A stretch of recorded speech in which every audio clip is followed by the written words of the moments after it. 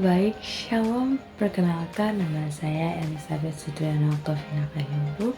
Saya dari kelas A semester 1. Saya dari Prodi Psikologi Kristen. Oke baik, di sini saya akan menjelaskan teori kepribadian dari para ahli, yaitu yang pertama Sigmund Freud, yang kedua Carl Gustav Jung, yang ketiga Alfred Adler, yang keempat Erik Erikson. Baik, di sini saya akan menjelaskan yang pertama Sigmund Freud. Teori kepribadian Sigmund Freud menjelaskan bagaimana kepribadian seseorang bisa terbentuk dari pertentangan 3 komponen, mulai id, ego, dan superego. Pada masing-masing individu, interaksi dan konflik antara 3 komponen tersebut yang menciptakan kepribadian seseorang.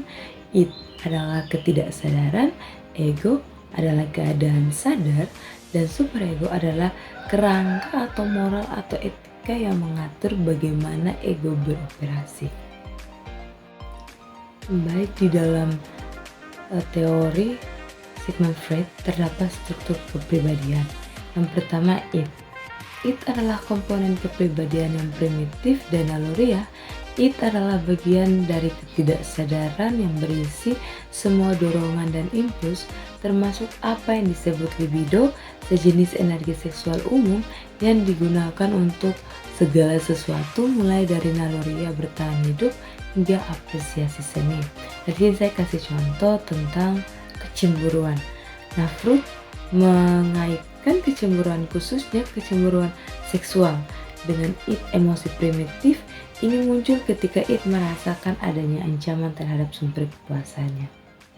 Nah, di sini kalau kita secara manusia pacaran, pasti kita ada rasa cemburu terhadap pasangan kita. Mungkin kita cemburu karena dia lebih dekat dengan lawan jenisnya kita, yaitu perempuan, yang dimana ia sangat nyaman atau sangat romantis ketika ngobrol sama dia. Nah, itu disebut dengan kenikmatan emosional dan fisik. Itu memicu pada kecemburuan. Yang kedua, ego. Ego adalah satu-satunya bagian dari kepribadian sadar. Itulah yang disadari orang ketika mereka berpikir tentang diri mereka sendiri. Dan itulah yang biasanya mereka coba proyeksikan kepada orang lain. Ego beroperasi sesuai dengan prinsip realitas, bekerja dengan cara yang realistis untuk memuaskan tuntutan id, tetapi berusaha sebisa mungkin menghindari konsekuensi negatif pada masyarakat. Ego mempertimbangkan realitas dan norma sosial etika dari aturan dalam memutuskan bagaimana berperilaku. Nah, di sini saya kasih contoh secara umum tentang hal mencuri. Nah, kalau hal mencuri itu, ketika kita mencuri, pasti ego akan mendorong kita untuk sadar karena apa yang kita lakukan itu tidak baik, yaitu kita melakukan hal yang salah. Itu yang ketiga, superego. Superego adalah ketidaksadaran yang merupakan suara hati nurani atau melakukan apa yang benar dan sumber kritik diri. Ini mencerminkan nilai-nilai moral masyarakat sampai taraf tertentu. Seseorang terkadang sadar akan moralitas dan etikanya sendiri-sendiri, tetapi superego berisi sejumlah besar kode atau larangan yang dikeluarkan sebagian besar secara tidak sadar. Fungsi superego adalah untuk mengontrol impuls id, terutama yang dilarang oleh masyarakat seperti seks dan agresi. Ini juga berfungsi membujuk ego untuk beralih ke tujuan moralistik daripada hanya realistis dan berjuang untuk kesempurnaan. Nah, di sini superego saya juga mau kasih contoh tentang di sekolah ya, untuk anak-anak yang di sekolah. Bagaimana anak-anak jujur ketika mereka menyontek, dan ketika mereka menyontek, mereka tidak sadar tapi suara hati mereka mengatakan itu tidak baik, itu melakukan salah, dan akhirnya mereka mengerjakan sendiri dan jujur terhadap ujian yang mereka kerjakan. Oke, dari teori kepribadian saya mengambil kesimpulan dari Freud, kita dapat memahami preferensi diri sendiri dan orang lain, serta fakta bahwa preferensi bisa berbeda. Tipe kepribadian berguna untuk mengenali bagaimana kita dapat memimpin, memengaruhi, berkomunikasi, berkolaborasi, menegosiasikan sesuatu, dan mengelola stres. Yang kedua, Carl Gustav Jung. Jung telah mempunyai teori psikoanalisis dan terapinya sendiri sebelum mengenal Freud. Teorinya disebut psikoanalitik yang kemudian ia kembangkan bersama Freud. Dikarenakan mendasar ketidaksadaran jiwa, Jung menghubungkan manusia dengan teologi dan kausalitas bahwa manusia ditentukan oleh latar belakang individunya. Adapun struktur kepribadian yang memiliki tingkatan psike, yaitu kesadaran dan ketidaksadaran pribadi, terdiri atas pengalaman yang pernah diingat tetapi direpresi, direndahkan, dilupakan atau diabaikan, dan ketidaksadaran kolektif adalah bagian terpenting dari struktur kepribadian menurut Jung. Isi dari ketidaksadaran kolektif ini apa yang disebut sebagai arketip, yang merupakan pola bawaan dari psikis, pola dari psikis yang selalu ada sebagai kemungkinan. Oke, baik, di sini saya akan menjelaskan tentang energi psikis dan arketip. Energi psikis yang sebenarnya mengalir melalui psike dalam berbagai arah, dari ketidaksadaran menuju kesadaran dan kembali lagi, dan dari dalam keluar realitas dan kembali lagi. Menurut Jung, psike adalah sistem dinamis yang mengatur dirinya sendiri. Tanpa konflik, keseimbangan psikis dan sistem regulasi psike tidak akan ada. Yang kedua, arketip. Arketip merupakan salah satu ide paling populer dari teori Jung. Arketip adalah bentuk tidak langsung dari komponen struktur insting yang hanya dapat disimpulkan melalui bayangan visual atau bahasa. Arketip sendiri memberikan sebuah gambaran atau gagasan visi dalam kehidupan akan situasi tertentu, sehingga mempengaruhi fungsi kepribadian manusia yang terbentuk secara pribadi. Yang kedua, arketip. Arketip merupakan salah satu ide paling populer dari teori Jung. Arketip adalah bentuk tidak langsung dari komponen struktur insting yang hanya dapat disimpulkan melalui bayangan visual atau bahasa. Arketip sendiri memberikan sebuah gambaran atau gagasan visi dalam kehidupan akan situasi tertentu, sehingga mempengaruhi fungsi kepribadian manusia yang terbentuk secara baik.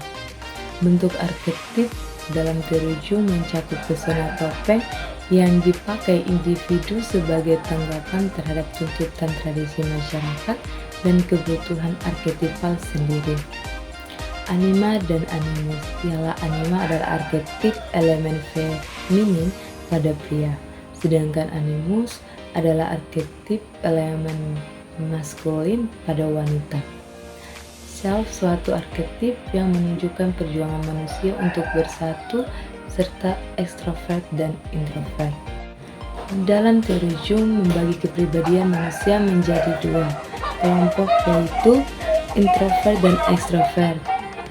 Menurut Jung, introvert merupakan seseorang yang lebih memusatkan dirinya pada pengalaman subjektifnya. Orang yang cenderung introvert suka untuk mengintrospeksi diri sendiri, sehingga mereka lebih bisa belajar dari hal yang mereka amati dan melakukan pemikiran secara mendalam. Nah, introvert ini tidak selamanya orang yang suka menyendiri karena mungkin mempunyai masalah keluarga, tidak. Tetapi menurut Jung, introvert ini mungkin seseorang yang mau menyendiri tapi untuk mengamati sesuatu yang belum tahu menjadi tahu. Dan introvert ini kebanyakan orangnya seseorang bisa di dalam kamarnya sendiri saja, yaitu dia akan memikirkan suatu objek yang ia belum ketahui, dan itu ia mengamati terus menerus.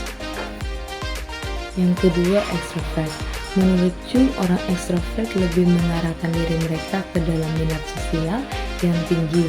Mereka mengarahkan diri mereka ke pengalaman objektif, yaitu lebih mengenai persepsi dan berinteraksi dengan orang sekitar. Nah, extrovert ini biasanya disebut dengan orang yang sangat aktif dan orang yang senang bergaul dengan sesama. Saya mengambil dari teori kepribadian Carl Gustav Jung, saya mengambil kesimpulan bahwa Carl Gustav Jung memberikan suatu gambaran yang cukup kompleks tentang proses yang terjadi dalam struktur susunan kepribadian manusia.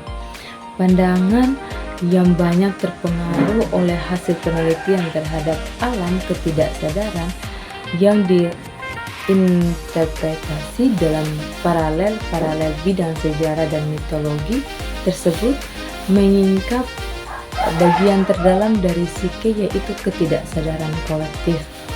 Ketidaksadaran kolektif tersebut merupakan salah satu ide utama dalam teori kepribadian Jung. Isi dari ketidaksadaran kolektif ini adalah arketip-arketip yang merupakan gambaran primordial atau pola perilaku yang disadari oleh pengalaman-pengalaman perkembangan umat manusia dari generasi suatu ke generasi lainnya yang terjadi secara berulang-ulang. Yang ketiga, Alfred Adler. Teori kepribadian Adler pada dasarnya mudah dan sederhana. Teori yang disusunnya merupakan teori yang merepresentasikan dinamika kepribadian manusia dalam konsep yang ekonomis dan menopang seluruh struktur teorinya. Hal ini dibuktikan dengan penyajian teorinya yang ringkas dalam beberapa subteori yang korelatif. Masing-masing subteori memiliki interferensi dengan subteori lainnya yang penekanannya pada kreativitas ego. Teori Adler dapat ditisarkan pada subteori berikut, yaitu yang pertama, perjuangan ke arah superioritas. Adler meyakini bahwa individu memulai hidupnya dengan kelemahan fisik yang mengaktifkan perasaan inferior. Inferiorita bagi Adler diartikan sebagai perasaan lemah dan tidak cakap dalam menghadapi tugas yang harus diselesaikan. Inferiorita merupakan suatu perasaan yang menggerakkan orang untuk berjuang menjadi superioritas. Ada 3 tahap dalam pemikiran Adler tentang tujuan final manusia, yaitu menjadi agresif, menjadi berkuasa, dan menjadi superior. Nah, dalam perjuangan ke arah superioritas, di mana kita menuju ke bidang pekerjaan, yang dimana kita harus menutupi inferioritas atau rendah diri.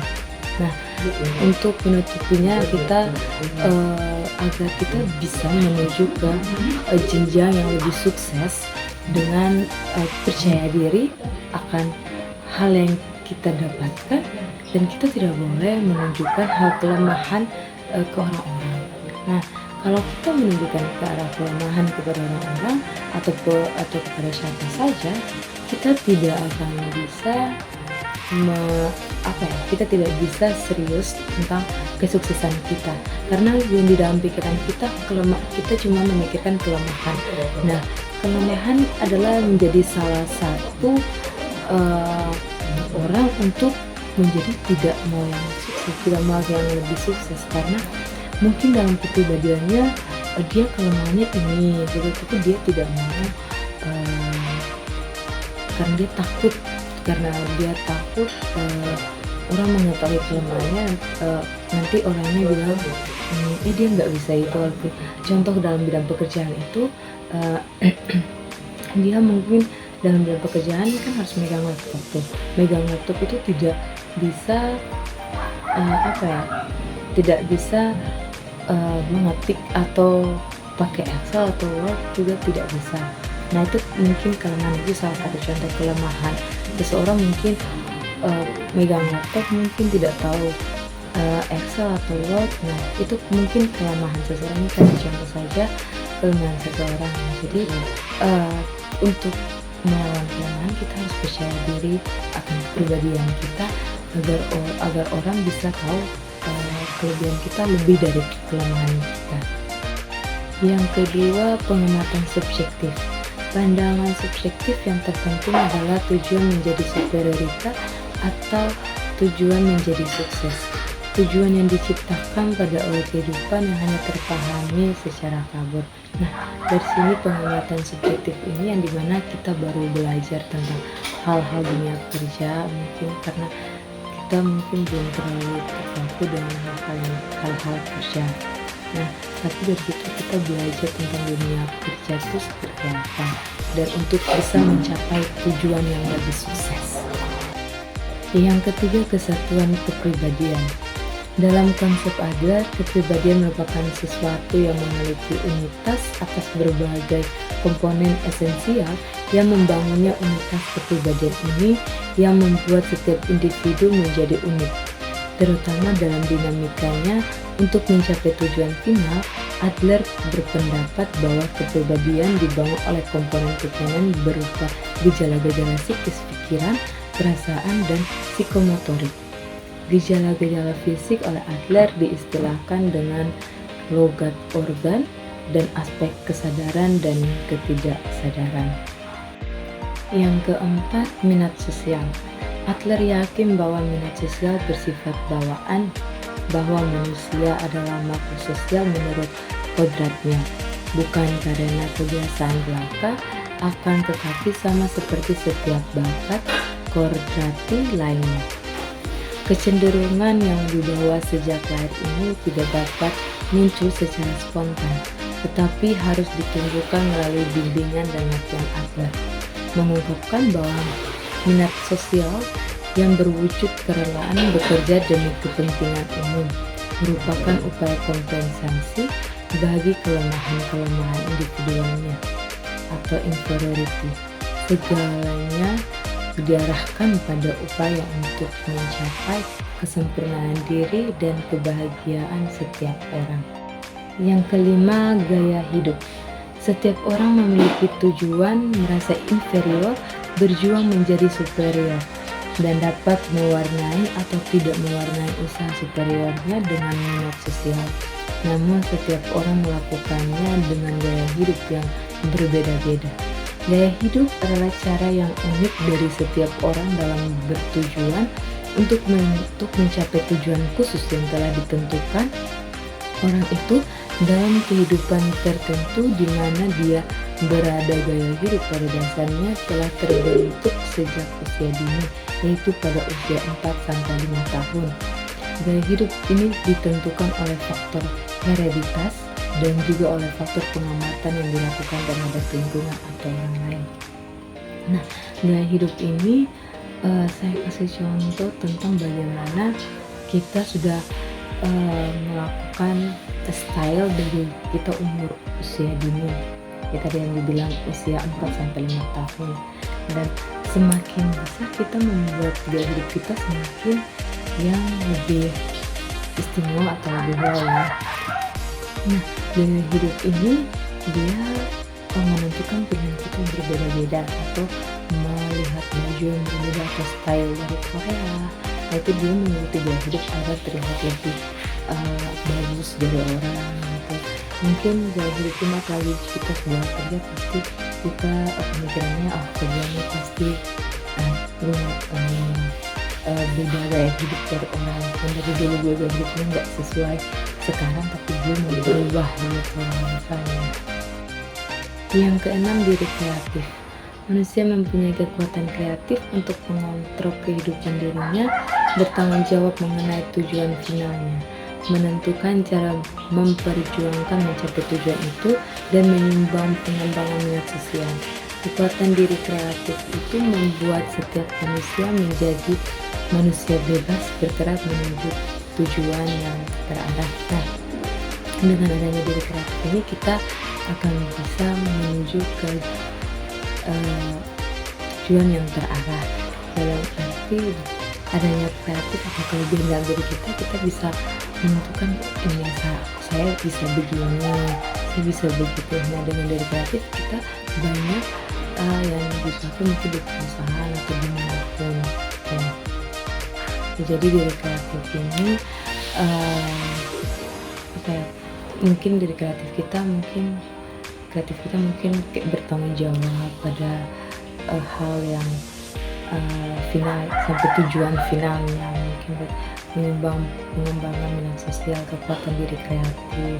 Nah, ketika ada diri kreatif di dalam diri kita bisa bergerak atau menuju tujuan yang terarah, tujuan yang sukses gitu. Di sini saya mengambil aplikasi teori Alfred Adler. Teori Adler diaplikasikan dalam keadaan keluarga dan psikoterapi. Aplikasinya disesuaikan dengan tujuan utama dari teori ini. Yang pertama, keadaan keluarga. Dalam konsep ini, Adler mengungkapkan bahwa urutan kelahiran anak mempengaruhi pemberian perhatian orang tua terhadap anaknya.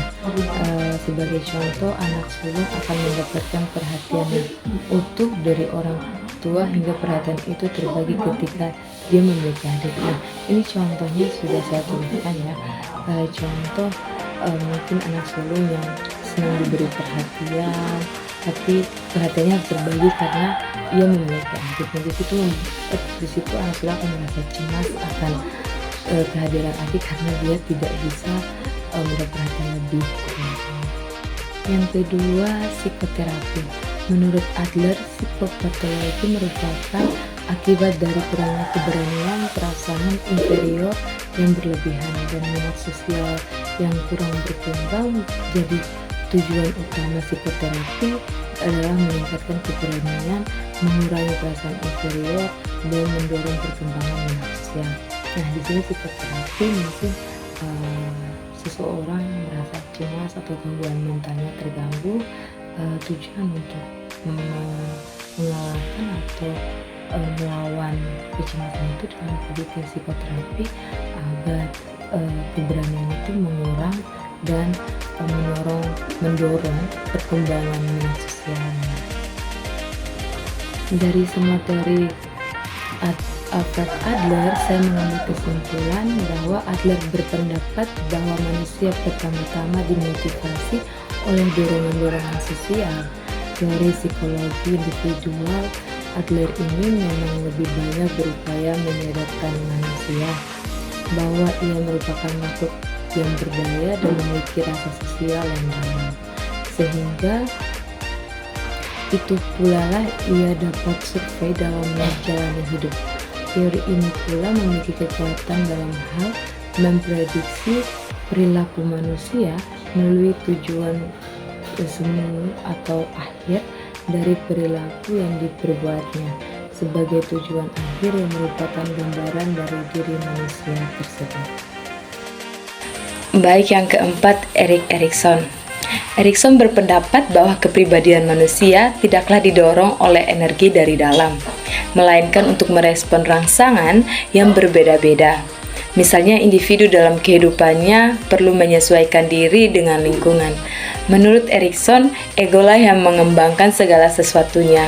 Misalnya, kemampuan individu, keadaan dirinya, hubungan sosialnya, dan penyaluran minatnya. Seorang individu haruslah memiliki ego yang sehat dan kuat guna merespon kondisi lingkungan sebagai salah satu proses beradaptasi.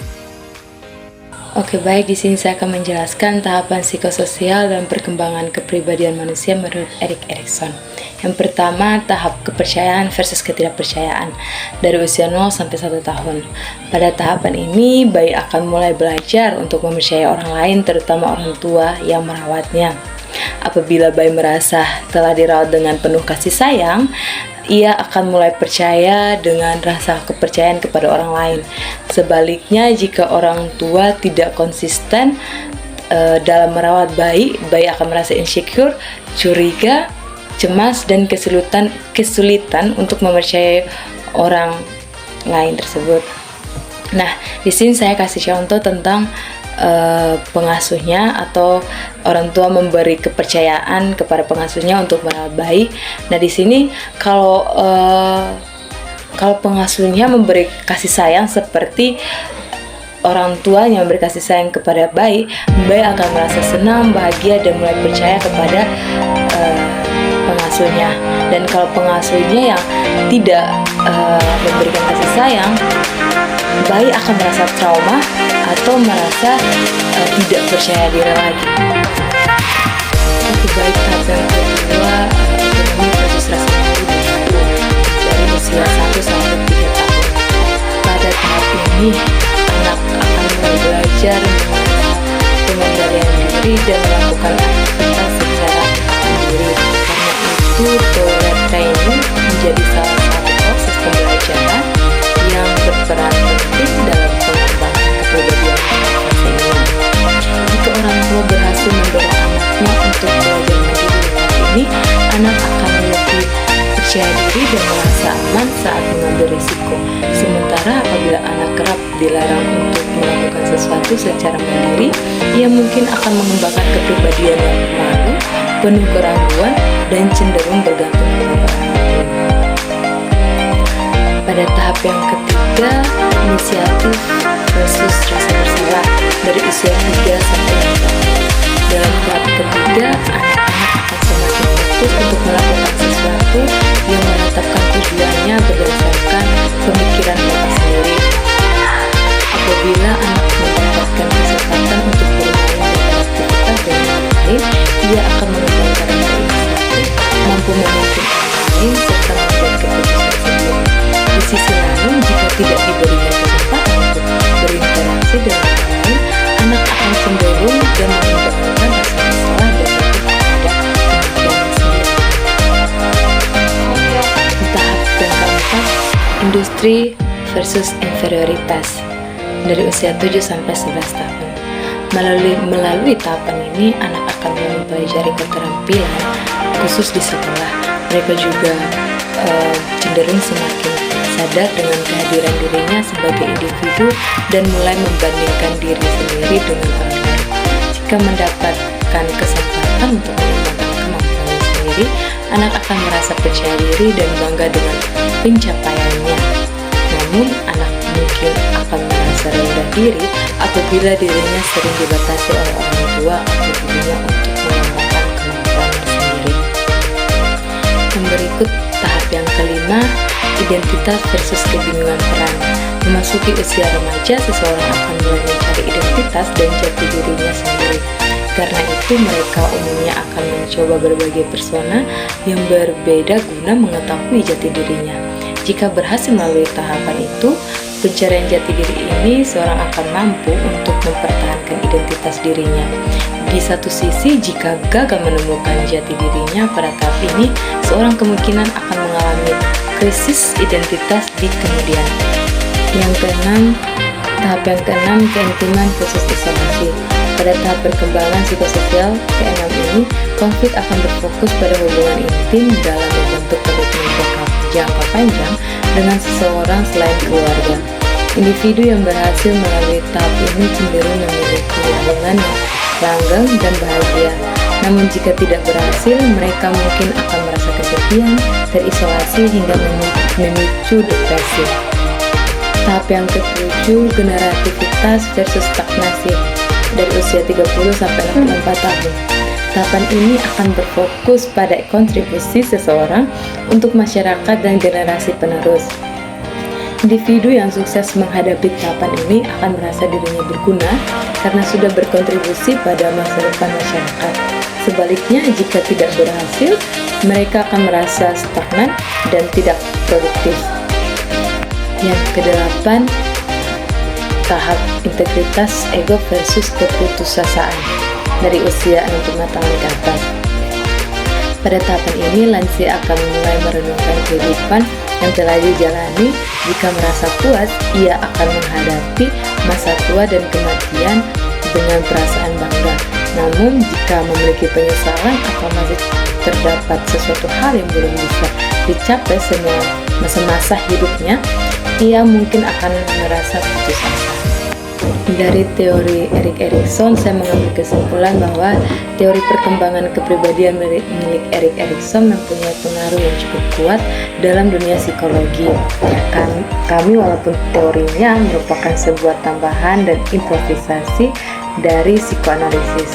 dari Sigmund Freud, akan tetapi tahapan perkembangan yang dikenal oleh Erikson yaitu perkembangan kepribadian dari mulai lahir hingga masa tua menjadi ciri khas tersendiri yang tidak dapat dari teori Sigmund Freud.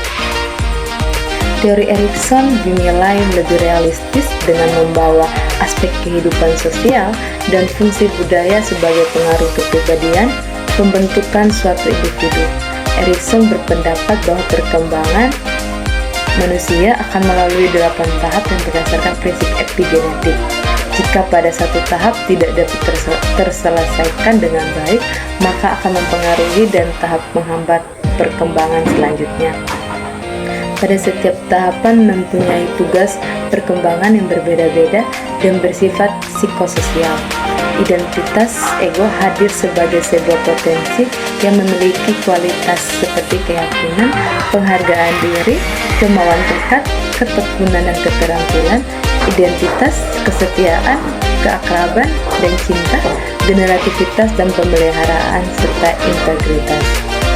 Sekian presentasi saya. Jika dalam presentasi saya ada kata-kata yang salah, mohon dimaafkan. Shalom.